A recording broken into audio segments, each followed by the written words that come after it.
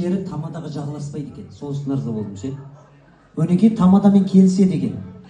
Осындай істесек, осындай бір жерлерді болады, бізбен келіс. Өнекей ағамның бір жақсы жері бізге апрельде айтқан, онен кейін бір рет звондамаған. Кеше мен аға шын ғой, өздеп жүріп әрең таптым. Боламат, звондайым жоқ. Бір уақытта ағам алып айтады, айып етпес, ертеңгі звонда дейді маған. Сөйтсем ағам нормально екен.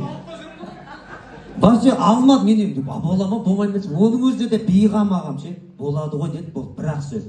Бүгін енді өзім келдік, рұқсат алғысым шексіз ағама. Енді мынау қонайып атамыз Шәмші Қалдайғып ағамыз шақырып алып сұрап жатыр дейді. Шәмші, қазақта 42 әріп бар, соның сен қайсысын жақсы көресің деп. Шәмші ағамыз ойланбастан мен қ деген әріп жақсы көремін деп. Қонайып атамыздың сабырлығы соншалықты, сен неге қ деген әріп жақсы көресің десе, біріншісі Құдай деп айтады дейді. Екіншісі қазақ, үшіншісі қонайып, төртіншісі Қалдаяқ, бесіншісі құда, алтыншысы құдағи, жетіншісі құда бала, сегізіншісі құдаша, тоғызыншысы қазы, оныншысы қарта деп айтады дейді. Қазы қарта беріп жалжая тартып етіп жатсақ, әдемі ақ қағаздың ішіндегі сый-сияпатты тартып еткіміз келіп жатыр. Енді ағам өзі қолменен айтсын, ана сүті әкенің ыстық алақаны рұқсат болса.